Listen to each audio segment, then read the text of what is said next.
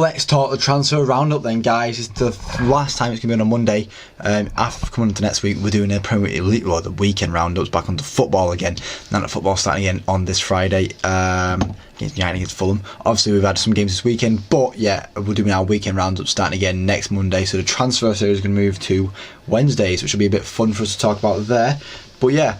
Moving on to what transfers actually happened, and then we're going to move on to the rumours that are about to happen, about to break through, you know.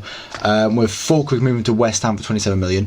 I mean, it's a good signing, but I started to see a stat that it's, their 54th or 56th striker under the gold partnership at West Ham right now. But I think Fulham could be a good addition. I can't believe he left Dortmund, who, you know did really well in the Champions League last year and got to the final with the help of Fulham getting into the final.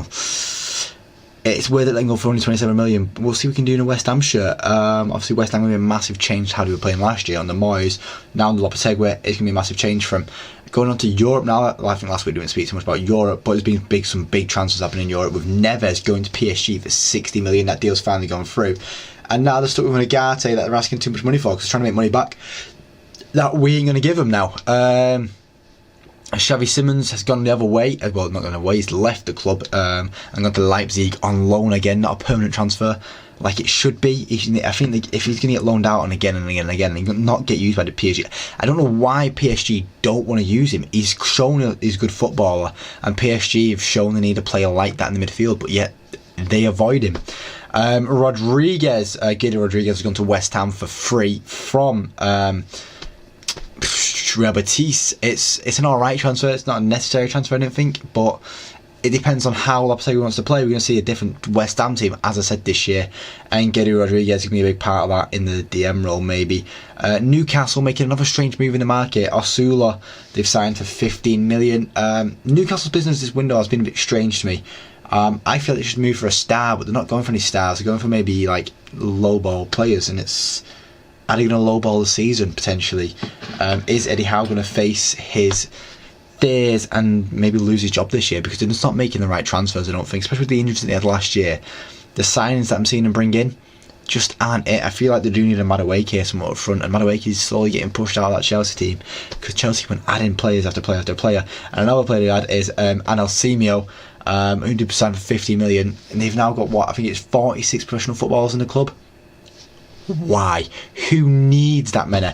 Especially when you're signing them all. Like, there's got to be something dodgy happening here with Chelsea. You know, they've got to get hit by FFP soon. I know we're all waiting for City's trial to finish, but once City's finished, FA, look at what Chelsea are doing, because they're going a bit madness. I think they're going on a bit of a madness because, you know, all eyes are on City right now. That City case is coming up quick and fast, so they can kind of sneak past them. But it's going to bite them in the arse soon. Undav has moved to Stuttgart on a permanent now. Undisclosed on the transfer fee. We don't know how much he's gone for, but I imagine it's like 3 million, so I can't imagine it being a lot. I did like Undav when he played for Brighton, and I really thought he'd be part of the new manager's plans. With the new manager coming from Germany, I thought Undav might really fit the bill for it, but he's been pushed onto Stuttgart. Olmo's gone to Barcelona. It says undisclosed, but I think it was around 60 million that they signed him for, and I get why they signed Olmo. Olmo's a good player. They needed to improve other areas before they signed in Olmo.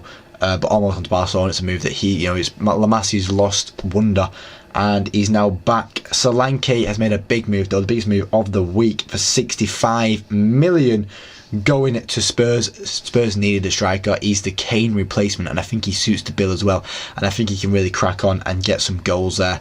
I'm seeing a 20-goal season from him. I'm going to say it now. I'm going to say it now, here and now, so you can come back end of the season when he's got 20 goals and be like, oh, you know what? Callum said that. Yeah. But I can honestly, the way Spurs play, I can see they just needed that striker last year, and now they've got a striker who can finish the chances, finish his dinner. Perfect. Buonanotte has gone to Leicester on a loan. It's a good move for Leicester, I think. I think Buonanotte was a good part of Brighton last year. I think one of his Brighton shining stars. But I guess Matoma and Ciso, Adingra and Min said there's a lot to push on there. So Buonanotte moving to Leicester. He can play more of a central role at Leicester as well. And Dewsbury Hall's moved on. I think it works for Buonanotte. I think Buonanotte's going to have a good season now for Leicester.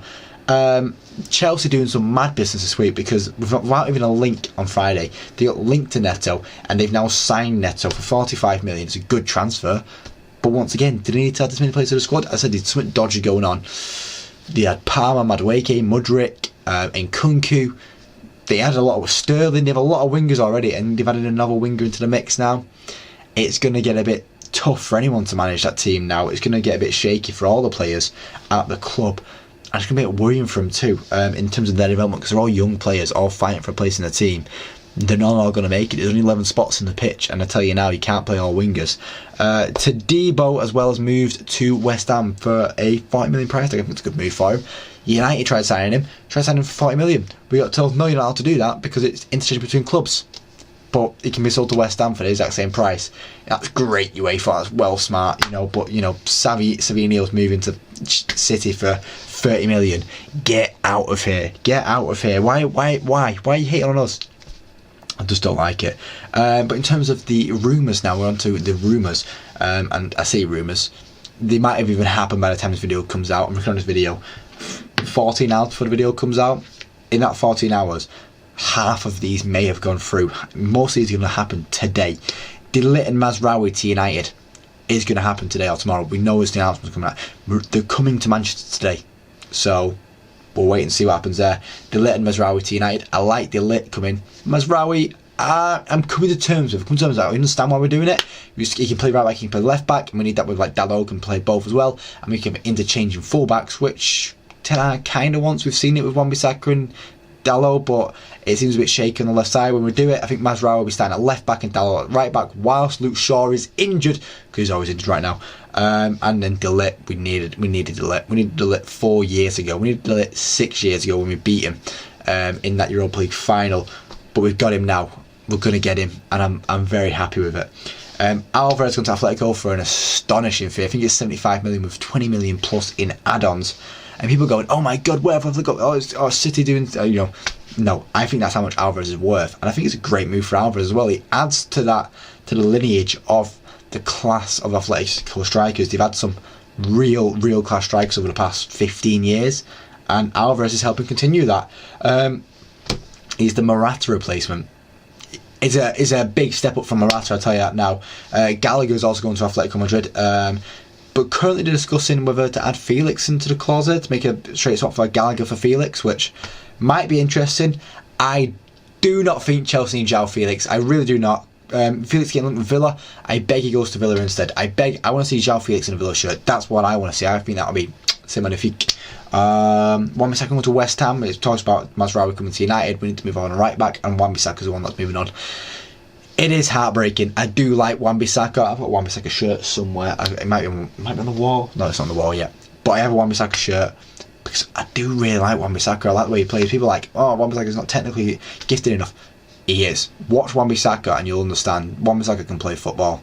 Don't get it twisted. Just because he can't whip the ball across the pitch like Trent, Wan-Bissaka's build-up play is immense. And I've said it a couple months ago. I was like, I reckon Wan-Bissaka could do a job in DM, not as like a Rodri DM, but as like a, I'm going to tear the play apart, play a simple pass, build up, simple pass, bang, bang, bang, bang, bang, done, sorted.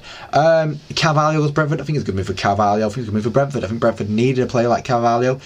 If he can kick on to his ability that he's shown in bits, if he can show it more for Brentford, this will be a good signing for Brentford. If not, it might be a fall through. Araujo has gone to Bournemouth, not Ronald. The other Araujo from Barcelona. I think it's an alright signing. It's not amazing, but for the price, 50 million, I don't think it's too bad. They just got 65 million for Slank, so they've got a bit of leeway. They can spend that money. Zubimendi getting them with Liverpool. They need a DM. They need that type of DM. It's a Thiago replacement, essentially, really, innit?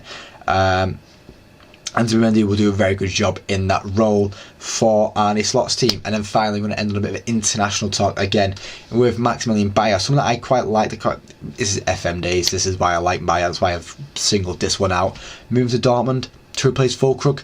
I like it. I actually love it. And I'm looking forward to seeing what he does in a Dortmund shirt. I'm actually a Dortmund shirt with Bayer on the back this year. We'll wait and see. But that is the end of this video now, guys. I do thank you for all watching and joining in. I'm back, as I said, next Wednesday on this transfer series. But in between now and then, we've got plenty of videos coming out. I think tomorrow's my Premier League predictions, and then we're doing some FPL. Then there's some more Premier League predictions, and then we got some other league predictions coming up soon. And you know, there's all FPL talk throughout the weekend. But that is the end of the video now, as I said, guys. Thank you for watching. If you like the video, please leave a like. If you want to see more, subscribe, because there's more on the channel every single day, as I've just said. But thank you for watching, guys, and hopefully I do catch you next time. Cheers.